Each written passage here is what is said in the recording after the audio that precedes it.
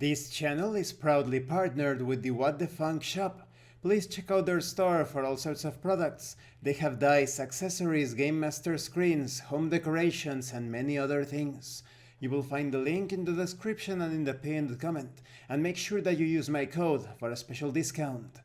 This channel is proudly sponsored by Dead Tree Studios, the publishers and developers of Dames of Asstoria, a tabletop RPG where you play as monster girls, experiencing high adventure in a world that doesn't fully accept them. They have recently released the Whispers of Copperidge adventure module.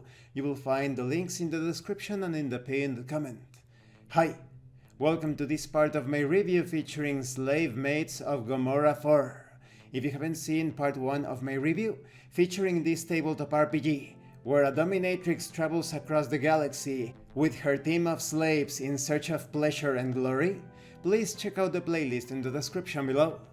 This time we are going to talk about attribute checks.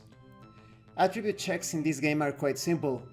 You usually obtain a small modifier, but this modifier could be added to your attribute, or perhaps to the final result. It could also be added to the dice roll. This means that every die that you roll gets a +1, so it depends. This is a dice pool system. You are going to be rolling a number of 6-sided dice equal to your attribute level. So if you have an attribute level of 3, that's 3 6-sided dice. Usually you get +1 to the die roll for buffs and circumstantial bonuses.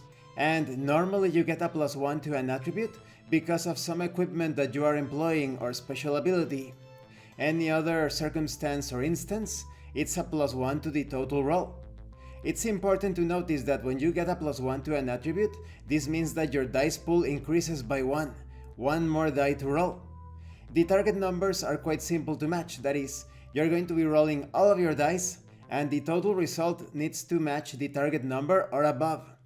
Target number 4 checks are easy. Target number 6 checks are moderate, and target number 8 checks are hard.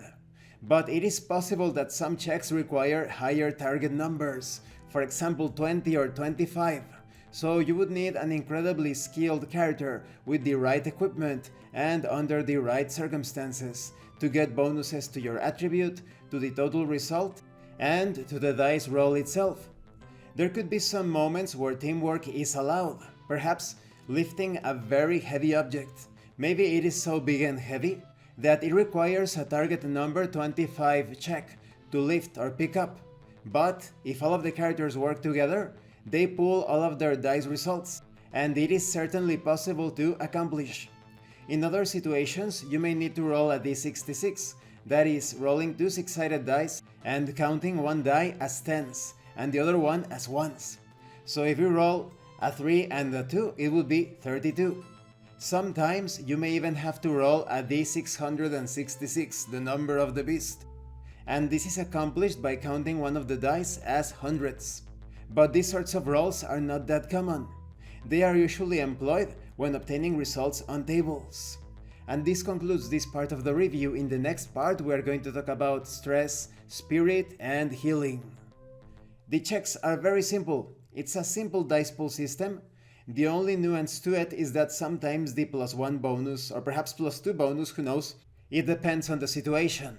Sometimes that bonus is applied to your attribute, in other cases to the total result, and in other cases to the dice roll itself. Thank you for watching this part of the review. Don't forget to leave a like, a comment, and subscribe. And thank you so much to those of you that are going the extra mile to support the channel. If anyone else wishes to further support the channel, consider becoming a member or using the super thanks button. You can also check out the pinned comment below. This has been Abraham L. Jaguar, a professional game master. I am currently unavailable for professional sessions, but I will put my contact information in the description and in the pinned comment for when I am available again. And remember, roleplay solves everything. Once again, thank you and see you later.